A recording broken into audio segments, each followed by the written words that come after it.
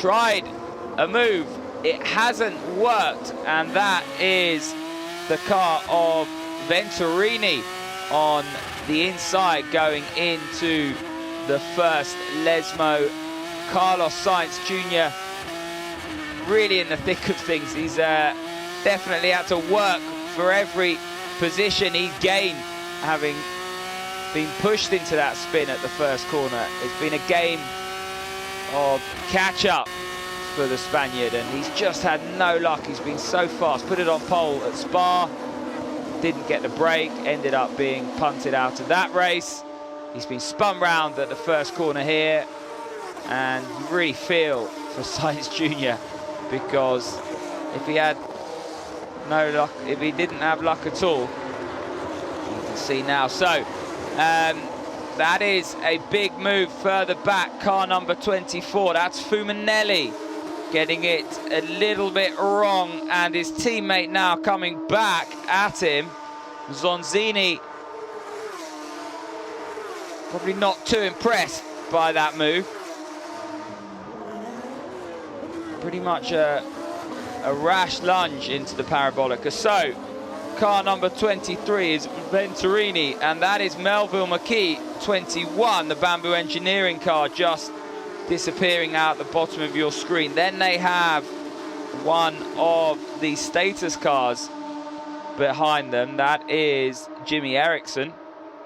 So Kvyat, with 4 laps to go, is leading. We haven't seen much of him because he's making it look easy out front. Nick Yellerly is doing a good job to keep him honest, but can't catch the Russian. Then it is Regalia and Williamson having a real scrap for 3rd place, but there's definitely more action further down the field. This is Samin Gomez bouncing through the gravel on the exit of the Parabolica to the extent we can't actually see what's happened to her. Don't think she spun. If you keep the car straight there, you can continue without too much ado. Carlos Sainz and then Venturini. Now we're looking back at Zonzini.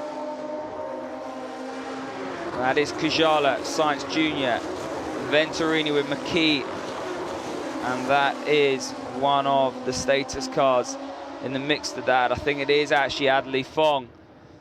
So my apologies to Adley.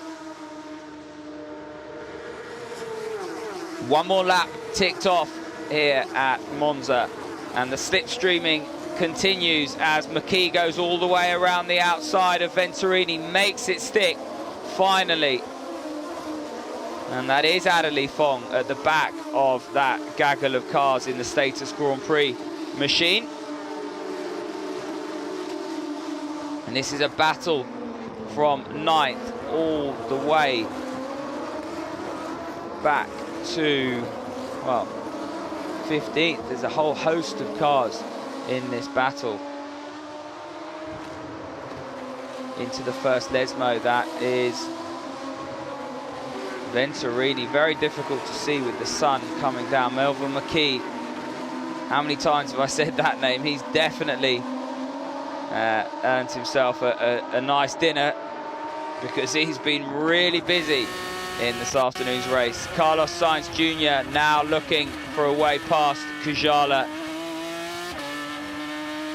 You have to think it's only a matter of when and not if. Carlos Sainz Jr. up from the back after recovering from a spin on lap 1. Just hits the limiter there. That'll hurt his momentum. Kujala brakes later on the inside. He'll run wide. Carlos Sainz Jr. will be able to get on the throttle, but he chases it too early. Now he's had to get out of the throttle, which gives Kujala some breathing space. And will Sainz Jr. come under pressure from anyone behind? He's towing up to the back of Kujala now. That's a big tow, and you can really see the positive effect of clean air on the brakes. Just about gets it stopped. What a move from the Spaniard. Great to see a master at work from on board. That is Venturini, and McKee still battling it out. Plenty of little personal squabbles going on here, as you see in the 4 front of your screen, Sainz Jr. going around the outside of Kujala. Kujala, no answer to that. And then you have Venturini defending from Melville McKee.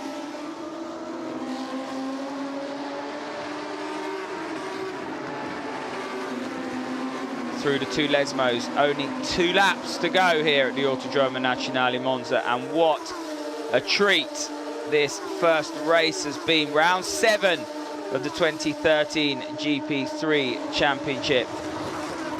So the penultimate round, Kvyat putting his name in lights so far. Can he finish it off? Nick Yellerly second. Then it's your championship leader, Facu Regalia.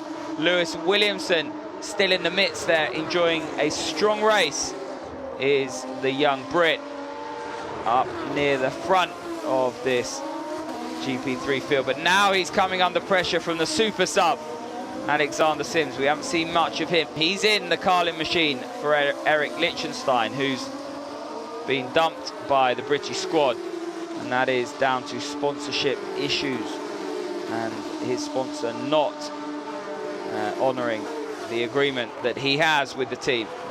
So Sims in with the car, into the car I should say, and really working well with Nick Yellerly. It's great to see now Nick with somebody to push him and also learn and work with as a proper teammate who is very quick and knows his stuff. Alexander Sims really helping this man disappearing out of your screen, Nick Yellerly, as he bounces along the exit curve on the exit of the second Lesmo. That's not going to help his cause if he's to catch Lewis Williamson, weaving to get the dirt off his tyres. But it's this man, Daniel Kvyat. We haven't seen much of him, and that's because he's been out on his own. He's won 5 races in other categories here at the Autodromo Nazionale Monza. He was on pole for the first time ever in his GP3 career, and he's about to cross the line to make it his first ever win in GP3, and what a place to do it. The home of Italian motorsport, in front of the Tifosi. Nick Yellerly across the line in second. Then it's Facu Regalia, arm in the air. He knows that that is very important. Lewis Williamson is 4th. Alexander Sims 5th. Now we're looking at the lower echelons of the top 10. Who's going to get the reverse pole? I think Niederhauser is already through the picture. This is the battle between, well, Sainz is gone. It's Kujala, Venturini, McKee. And that was Jimmy Eriksson as well. Niederhauser with the reverse pole. His hand is in the air. Nick Yellerly congratulates Daniel Kvyat. And that's what it means to the MW Arden crew. That's the Russian's first win in GP3. His 6th win around the Autodromo Nazionale Monza.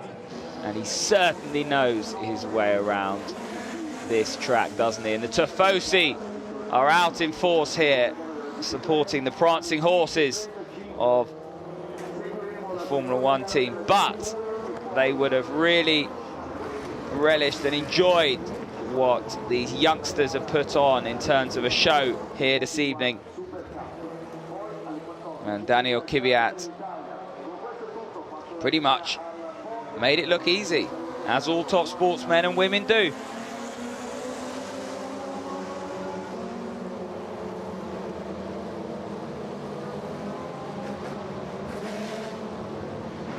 So the slow down lap, picking up some added rubber just to add to the weight of the car, lift the ride height up. It all helps once you go through to the technical, the performance element of the scrutineering that these cars go through after a session or a race, just to ensure that they abide by all the rules laid out in the rules and regulations at the start of the year.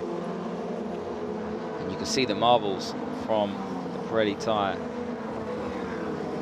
collecting on the inside of the circuit. Daniel Kvyat, he's going to enjoy this moment. He's going to remember his first GP3 win, because it was at the Autodromo Nazionale Monza, one of the all-time classic circuits. So Kvyat is your winner by 5.3 seconds. Nick Yellerly the Brit second. Great result for him. Facu Regalia, championship leader, in third. Lewis Williamson and Alexander Sims, the two Brits, fourth and fifth. Then it's Kevin Corjus, Jack Harvey, Patrick Niederhauser on the reverse pole. Carlos Sainz Jr. from the back after a lap 1 spin. He's ninth. Patrick Kajala in the thick of things is 10th. Venturini 11th, McKee 12th. And Jimmy Eriksson and Zonzini, Fumanelli, Vinio couldn't really make inroads from the back. He's 16th. Samin Gomez 17th. Carmen Jorda, she had a penalty and was 18th. Adelie Fong dropped out of contention. He's 19th. Ryan Cullen, our last finisher, in 20th. Look at that. Tio Elenas, DNF championship contender. And Facu Regalia won't mind that, because the more championship contenders that get eliminated at this stage, the easier his job becomes. We're going to be live on Eurosport for race 2 on Sunday morning.